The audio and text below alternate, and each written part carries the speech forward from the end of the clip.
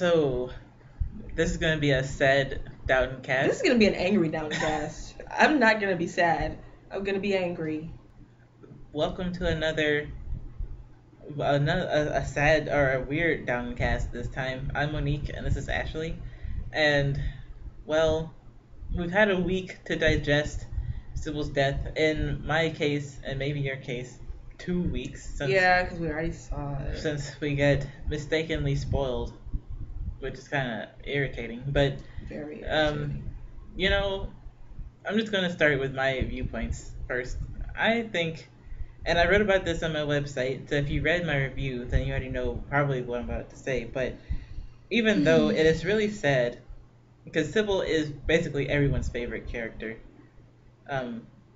it's really sad that she died. She did want to leave the show? Yeah, Fellows says so much as that, to say, he says he doesn't think that the audience is naive enough to think that the death was written in as a plot development. That he thinks he knows that the audience probably knows that the death was written in. She was trying to get out of the show. Yeah. Well, it's because the show is crazy. Why don't you change the freaking show rather than lose the only good character you have, Julian Fellows? Yeah, with Sybil's death, it is sad, but a good thing did come out of it. Not only is Jessica Brown Findlay, I think that's her name, said I understand why she wanted to get off the show, because if you've seen season 2, then you know. They just do whatever they want. I'm sure some people were like, I need to jump ship quick. But her death did spawn some good, exciting character developments. Yes. I am afraid that they will not get explored. No, they can't. But because that would be too much like right. If you have Thomas, my favorite. I mean, I don't know why Thomas is my favorite. I guess because he seems to have the most meat. Yeah, he does. He is a character. He has a dark side. Get into that character. A troubled past, something you can hold on to. Right. Oh, Thomas, I want to help you. Yeah, and as a writer, just think about writing that. That'd be so amazing. But he's wasted for episodes upon episodes. And they just use cheap tricks with him. They're like, he likes a guy. Let's make him look at him. I know, could that not be written any more ham-fisted? I'm sorry, writers. Did you get the job with your shirt undone? Right. Wow, great. I am not trying to get on your case, writers, because I know I'm trying to get on your case. It is to just write a word. I know, I understand, but it's just but it's probably not your fault anyway. It's not. Because Fellows is behind this. Yes. So, just the fact that Thomas cried, showed emotion, it was showed a beautiful depth. moment. Beautiful. It was amazing, and and that Anna, I don't know why I love that it was Anna that was helping him. Well, because she historically is not a fan of Thomas, because Thomas was trying to mess up his life. You're right. And so they're bridging. See, that's why you liked it, because it's so complex. I know. They're bridging this broken bridge by a horrible thing that has happened. Mm-hmm. They're like, look. I didn't even think of that. Even they are united. Yeah. Because that's how good of a person Sybil was. Yes. Even in death, she brings people together. Yeah. It's amazing. And that moment, if only the whole season, the whole series could have that much depth. It won't. In it, and for Carson to act like a human. Oh my gosh, yes, because Carson is the king of not acting like he's a human being. He hates people for no reason, and he has this stupid hang up on freaking how things should be run. Right. A footman should not. And maybe because I'm not British, okay? Maybe that's what it is. Maybe my American or Yankee, in the American sense, because I'm not from the North, but maybe that is coloring my opinion of him and the whole service culture. Because, of course, to me, I'm just like, wow, that's lame. We have a bad relationship with service culture. Yeah, and we're black. So, that's being black, you don't look at service as a good institution ever. So the thing that bothered me so much about this, of course, I was sad that Sybil died, because I really did enjoy Sybil. She was like she said, the best character on there other than Branson, and I love Branson so much. And when they got together, I'm like, yes, my two favorite characters unite. But The thing that I hated, because I already knew she was going to die before the episode because of the spoiler that we were talking about before. So the whole time I'm like, oh, when's it going to happen? Okay, she's not even going to have the baby correctly. But these fools let her have the baby. Right. They let her finish labor. Let everybody, oh, okay, we can go to bed now. And that stupid butt doctor. Ooh, I can't stand him. What's his name? Sir Philip or some crap? They let her finish having the baby. Then, out of the blue, Mary comes running. It's Sybil. And I'm like, are y'all kidding me right now? Y'all are all the way in the bed. You already let us go to sleep. I was like, oh, we must have seen the wrong thing. We still got another episode left. Yeah, I was thinking maybe it was a dream. Or maybe this was the dream. Right. But anyway, I thought it was all going to be like this crazy dream and then we're going to wake up and she's dying. But no, she gets to have the kid and then she dies in this crazy weird way. Yeah. And then I hate how we have enough time for the doctors to be like, see, I told you. Told her she was going to die. Let's have a conversation while she's dying. How about that? Yeah. Come on, guys. At least pretend like you're doing something. Well, I mean, the other doctor, I keep forgetting his name. I don't know his name either. But the good doctor. Yeah, the good doctor. Dr. Clarkson. Dr. Clarkson, yeah. When he was in there, he was just like, I told you. Yeah, literally. Like he couldn't do anything. No. Because he said once the seizure starts, it's done. Yeah, you can't do anything.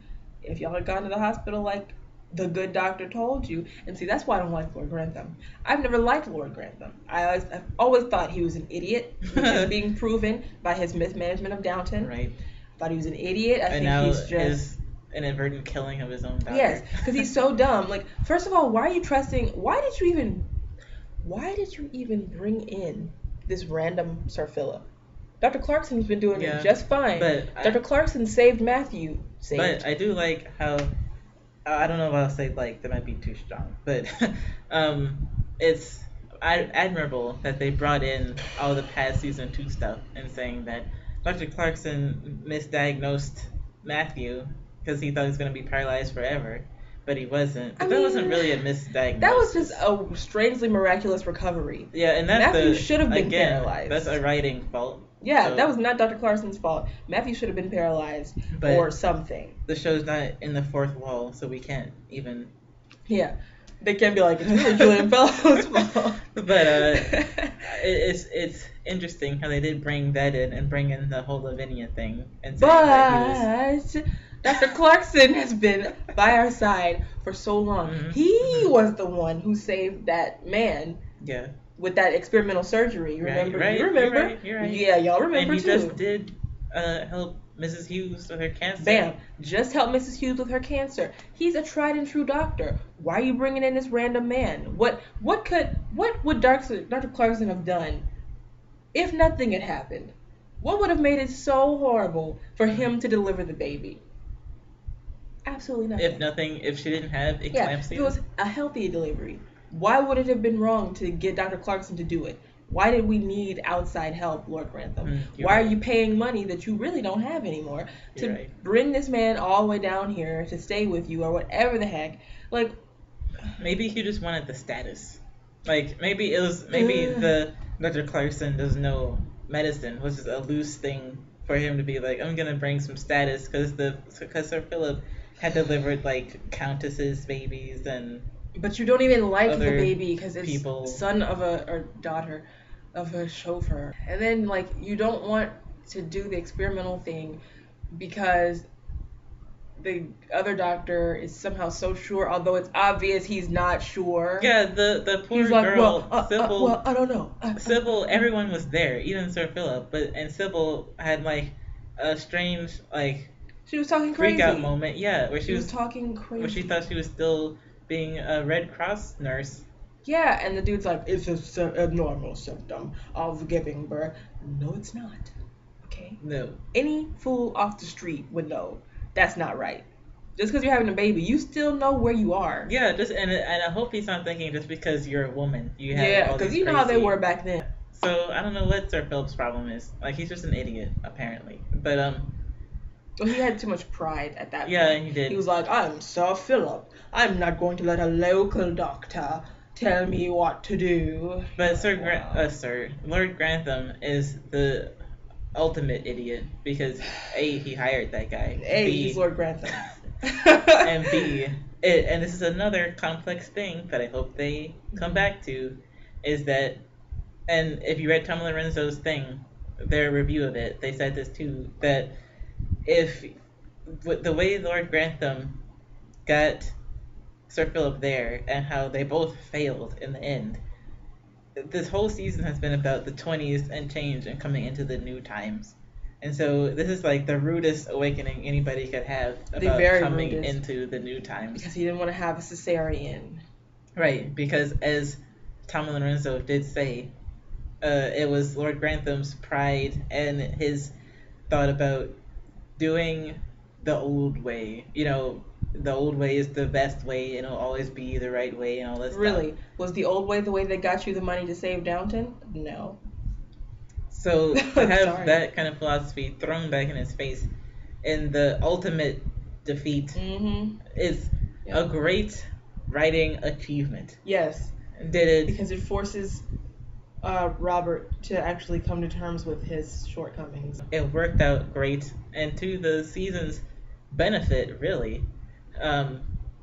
You know, just the fact that the whole season is about coming into the new time. What more ruder way to have that shown to you than the passing of a loved one that symbolized the new time? And you're like, man, like, it's like the old killed the new, and so it's just like, why can't that be the whole season? And Cora hates him now, which is actually great for her character because usually she's just such a wet blanket, she doesn't do anything. And now she's like, haha, yeah, now she's got fired. Something. Yeah, you killed my daughter. I'm not even gonna let you sleep in the same room as me, which is a great idea because he did almost cheat on you anyway. So, right. You know. And you know, to not trust Dr. Clarkson, when you were talking about that brought up a point. Like, Dr. Clarkson was being true when he said, he was being real when he said, I can't guarantee. Yeah, I can't guarantee, because you can't. No doctor can ever guarantee. If a doctor ever tells you 100% this is gonna work, they're not a good doctor. I'm sorry, you cannot 100% guarantee anything ever.